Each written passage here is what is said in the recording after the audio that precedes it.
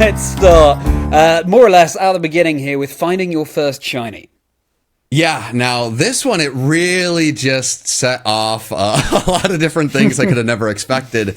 But I absolutely loved Pokemon Platinum. I just kept playing the game over and over again, and eventually had a save file where I just wanted to find things to do. And I think it's the professor at some point tells you, like, oh, if you do like the Poke Radar, there's different colored Pokemon that can pop up. And I didn't really know what that meant.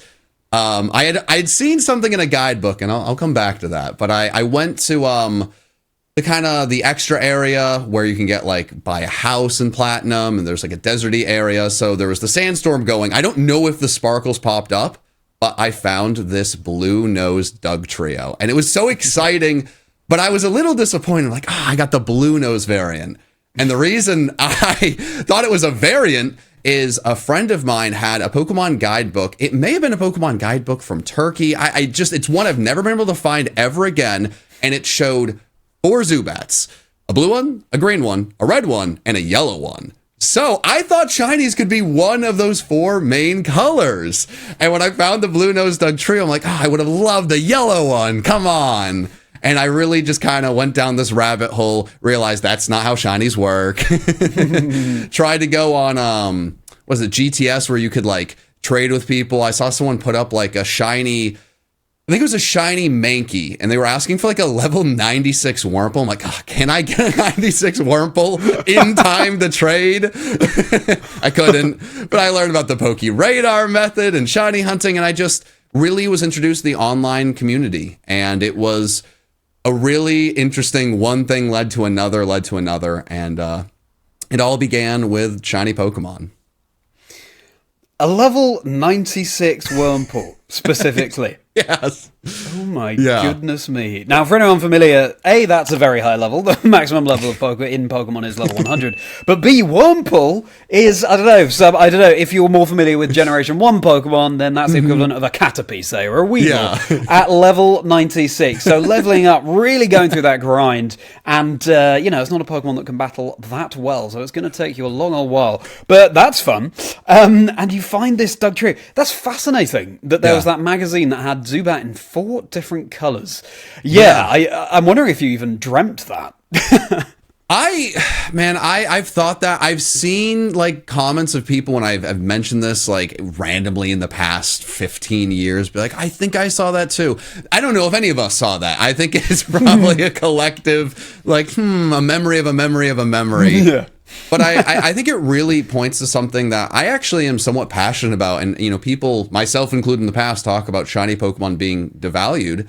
No, it's good that people can find shinies a little bit easier, because then the casual fan can be brought into something a little bit deeper in Pokemon. It's like competitive Pokemon becoming more and more accessible. It's something that makes me really happy, because the shiny Pokemon actually is what led me eventually to competitive and learning about EVs and IVs and all of these pretty complex things. So I think Pokemon continuing to make these things a little bit easier, or just like they're talked about more within the games, I just really love that. So you're not remembering some, weird guidebook that's giving you very bad information. It's like, oh yeah, of course, Zubat shiny is green and Dugtrio shiny is very easy to fail. I totally agree with you. Yeah, it's sort of shiny hunting in itself is, I would say, especially post Generation 6, has kind of become a different activity from what it was before. Because as you say, it's kind of more endorsed now within the games themselves. Whereas originally, shiny Pokemon, these Pokemon that are different colors and sparkle on encounter, vanishingly rare but highly priced for that rarity.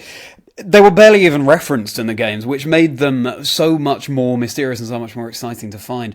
And just to briefly unpack their IVs and EVs, individual values or effort values, either the sort of native stats that a Pokemon have when you catch them, versus the way you can train them to optimize those stats. So, Pokemon Platinum is what we're talking about here. Roughly how old were you at that point? It was middle school, and I think I was 13. I try to look back and figure it out. Like the beginning of my Pokemon journey, there's just so many things that kind of happen one after another. From Pokemon Yellow to Platinum, I was playing Pokemon when I really didn't know what I was doing. I was not winning the game. I would restart over and over again. So this was really when everything kind of clicked, and I just got so much more into it. And that I'm pretty confident is the age range. Sure. But your first game actually was Pokemon Yellow.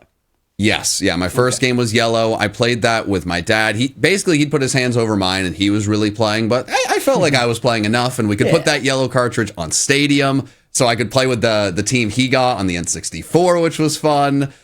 Pokemon Gold was another. I didn't know what was happening, and eventually the battery died. So once the Game Boy batteries would die, I couldn't save it. So I'd play through the first, like, I think 4 or 5 gyms just on repeat. Like, I want to play Pokemon today. Let's see how long the batteries last.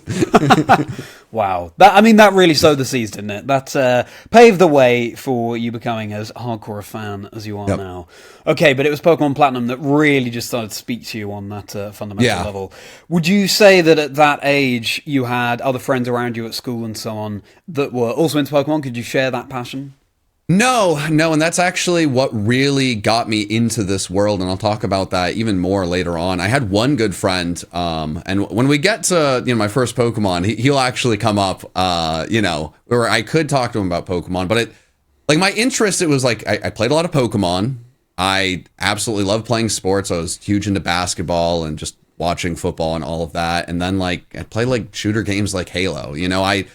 I didn't really have this, it wasn't all these interests circling the same as other Pokemon fans I knew. And Pokemon at that time really had hit a big dip. I remember people talking about is it going to be the end of Pokemon after Heart Gold, Soul Silver? When we get to Gen 5, they soft rebooted Pokemon. They're like, hey, you remember this Pokemon you love? What if it was kind of different and then better? You could only get the Gen 5 Pokemon. The cards exploded again then, but I remember in Gen 4, we'd go to a store and we could buy Gen 3 packs. My, now wife, then girlfriend, we've been together a long time. We were high school sweethearts.